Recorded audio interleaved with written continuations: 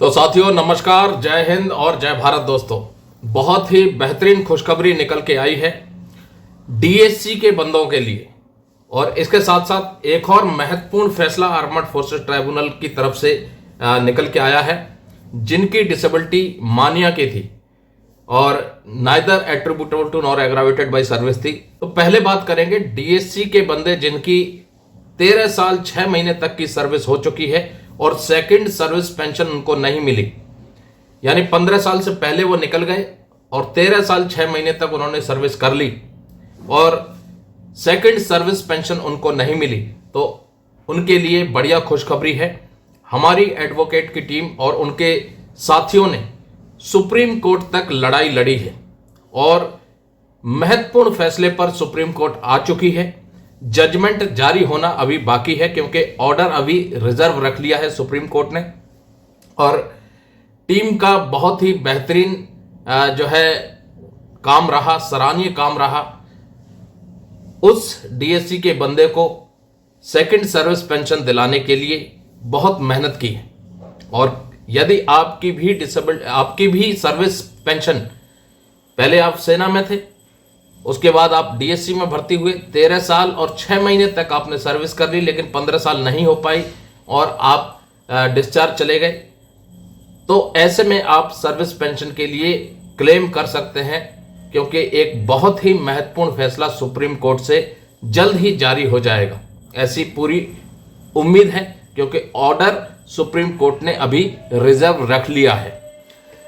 ये नंबर है हमारा, आप हमसे इस नंबर पर संपर्क कर सकते हैं। तो चलिए अब बात करते हैं, आर्मर्ड फोर्सेस ट्राइब्यूनल की तरफ से एक और महत्वपूर्ण फैसला जारी किया गया है। डिसेबिलिटी थी सैनिक की मानिया। तो साथियों आप देख सकते हैं ये वो महत्वपूर्ण फैसला है जिसमें कि सैनिक को बहुत ही बड़ी राहत मिली है क्योंकि पहले जो डिसेबिलिटी उसकी neither attributable to nor aggravated by service accept की थी, वो फिर कोर्ट में एक्सेप्ट हो गई है और उसको डिसेबिलिटी पेंशन ग्रांट करने का आदेश दिया है। लेटेस्ट जजमेंट है ये 13 जनवरी 2026 का। ठीक है, मांग थी कि जो डिसेबिलिटी पेंशन रिजेक्ट किया था उस डायरेक्शन को सेट असाइड किया जाए और रेस्पोंडेंट यानी सरकार को डायरेक्ट किया जाए डिसेबिलिटी पेंशन देने का किस डेट से, नेक्स्ट डेट ऑफ डिस्चार्ज से, जो कि 20 अगस्त 2022 है। और उसके साथ साथ 18% सालाना ब्याज देने का भी जो है मांग रखी। और जो उसकी डिसेबिलिटी 60% थी उस पर ब्रॉड बैंडिंग लग करके 75% की जाए फॉर लाइफ के लिए, ये भी मांग करी गई है। ध्यान में रखते हुए कौन सा जजमेंट, जो राम अवतार वाला केस था, उस केस को ध्यान में रखते हुए बंदा भर्ती होता है 20 जनवरी 2003 को और इनवैलिड आउट कर दिया जाता है सर्विस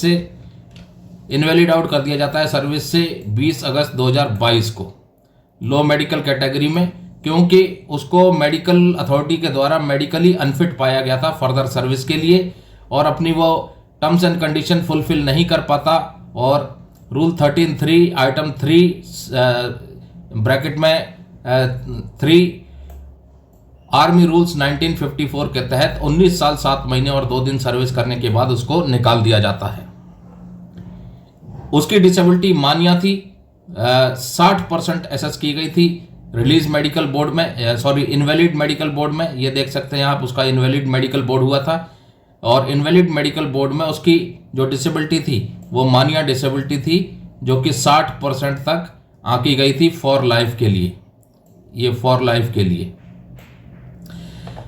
लेकिन उसकी जो डिसेबिलिटी थी वो इनवैलिड मेडिकल बोर्ड में neither attributable to nor aggravated by service accept की गई, जिसकी वजह से उसको डिसेबिलिटी एलिमेंट नहीं मिला डिसेबिलिटी पेंशन का, वो रिजेक्ट कर दिया गया। फर्स्ट अपील डाली, वो भी फिर रिजेक्ट कर दी गई। ठीक है, उसके बाद उसको इंटीमेट किया गया कि भाई आपकी फर्स्ट अपील भी नॉट अप्रूव हो गई है।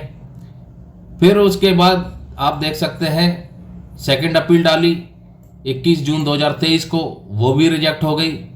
सेकंड अपीलेट कमेटी ने उसको भी नॉट अप्रूव कर दिया और अंततः फिर उसने ओरिजिनल एप्लीकेशन फाइल की AFT आर्मर्ड फोर्सेस ट्राइब्यूनल में। अब मामला जो निकल के आया दलीलें जो निकल के आई, कोर्ट ने क्या ऑब्जर्व किया, सारी दलीलें और मामले को सुनने के बाद चलिए वो मैं आपको दिखाता हूं। अब इस पैराग्राफ में आप देखेंगे कोर्ट कह रही है, we have heard learn counsel for the applicant as also learn counsel for the respondent. Court कहती है हमने दोनों पक्षों को सुना, एप्लीकेंट के लर्न काउंसिल को भी और रेस्पोंडेंट के लर्न काउंसिल को भी। और जो इनवैलिड मेडिकल बोर्ड हुआ था IMB, we have also gone through the IMB, जो IMB हुआ था उसको भी कोर्ट ने अच्छे से स्टडी किया और जो रिकॉर्ड्स उनके सामने थे उन सब को स्टडी करने के बाद दो क्वेश्चन सामने आए। पहला क्वेश्चन तो ये, whether the disability of the applicant is attributable to or aggravated by service, क्या जो डिसेबिलिटी एप्लीकेंट की है जिसकी वजह से उसको इनवैलिड मेडिकल बोर्ड आउट कर दिया, क्या वो डिसेबिलिटी एट्रीब्यूटेबल टू या एग्रावेटेड बाय सर्विस है या नहीं। और दूसरी, whether the applicant is entitled for the benefit of rounding of the disability element of disability pension. दूसरा कि क्या जो एप्लीकेंट है वो राउंडिंग ऑफ के बेनिफिट के लिए एंटाइटलमेंट है या नहीं। तो ये दो महत्वपूर्ण सवाल थे कि उसकी डिसेबिलिटी क्या एट्रीब्यूटेबल टू या एग्रावेटेड बाय सर्विस है, और दूसरा क्या वो एंटाइटलमेंट है राउंडिंग ऑफ बेनिफिट का डिसेबिलिटी एलिमेंट पर। उसके ऊपर निकल के आया सबसे पहले धर्मवीर वाला मामला, इसमें आप देख सकते हैं।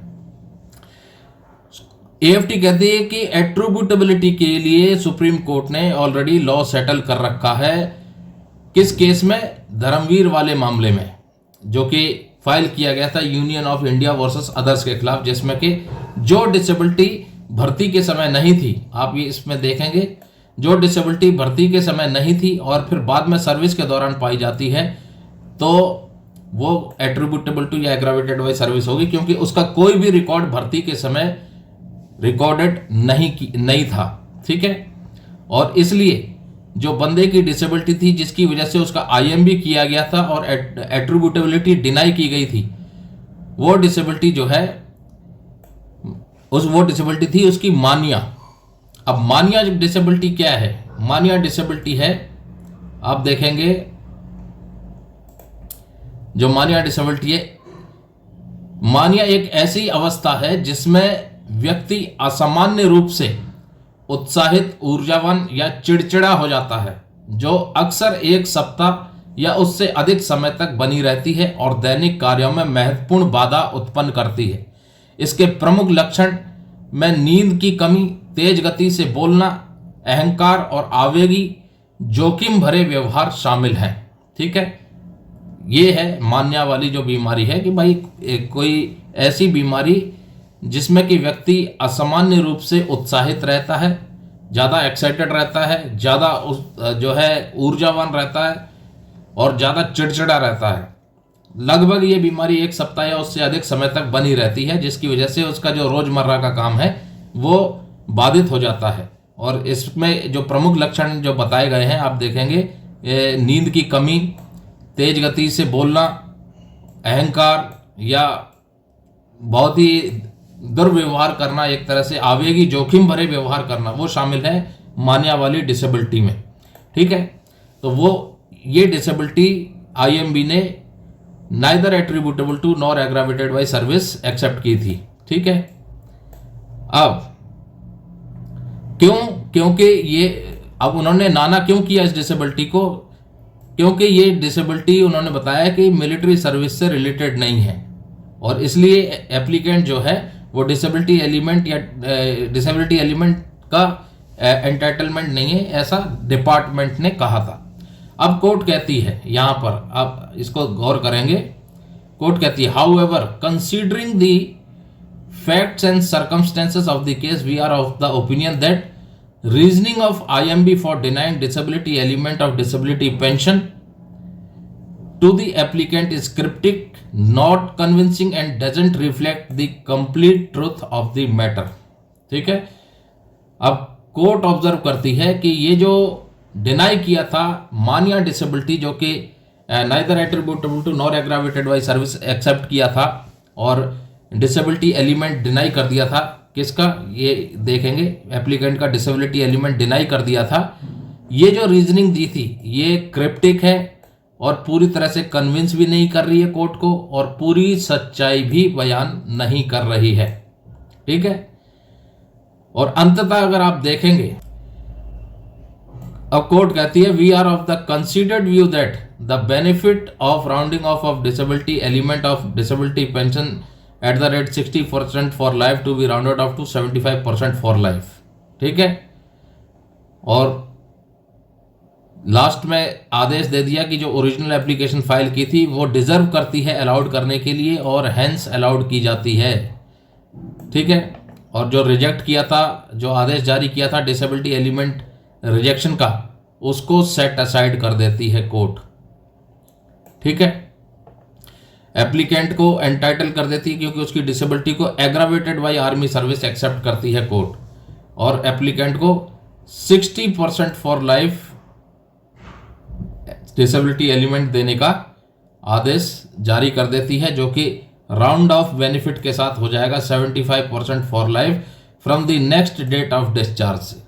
तो साथियों, एक और महत्वपूर्ण जजमेंट उस सैनिक के फेवर में आया जिसकी डिसेबिलिटी को neither attributable to nor aggravated by service accept करके उसका डिसेबिलिटी एलिमेंट रिजेक्ट कर दिया था। कोर्ट ने इस रीजनिंग को इनवैलिड मेडिकल बोर्ड प्रोसीडिंग के द्वारा जो रीजनिंग दी गई थी कि ये जो डिसेबिलिटी है वो नाना है क्योंकि ये मिलिट्री सर्विस से रिलेटेड नहीं है, तो इस रीजनिंग को क्रिप्टिक बताया और पूरी सच्चाई भी आईएमबी की बयान नहीं की जा रही ऐसा भी बताया, और कन्विंस भी नहीं कर पाई कोर्ट को। तो इसलिए ये फैसला जो गया वो पूर्व सैनिक के फेवर में गया, और जो उसका रिजेक्शन वाला जो लेटर था, जो फैसला था डिसेबिलिटी एलिमेंट का, उसको सेट असाइड किया। सेट असाइड करने के बाद उसको 60% फॉर लाइफ डिसेबिलिटी एलिमेंट देने का आदेश दिया, जिसके ऊपर राउंडिंग ऑफ का बेनिफिट लग जाएगा और अब वो हो जाएगा 75% फॉर लाइफ के लिए। तो अंत में दोस्तों आपको फिर से मैं बता दूं कि डीएससी के जवान जिन्होंने 13 साल 6 महीने सर्विस कर ली है और उनको सर्विस पेंशन नहीं मिली, तो सुप्रीम कोर्ट तक हमारी एडवोकेट की टीम और उनके साथी लड़े हैं, और जो सुप्रीम कोर्ट ने आदेश है वो रिजर्व रख लिया है, और यूं कह लें कि उस डीएससी के जवान के फेवर में ही वो आदेश आने वाला है और कभी भी वो आदेश जारी हो सकता है। तो यदि आप भी डीएससी में 13 साल 6 महीने सर्विस दे करके डिस्चार्ज हो चुके हैं और आपको सेकंड सर्विस पेंशन नहीं मिली है, तो पक्का आप संपर्क करें। आपके केस को स्टडी करेंगे, अपनी एडवोकेट की टीम को साझा करेंगे और जरूरत पड़ेगी तो उसको कोर्ट में चैलेंज भी करेंगे।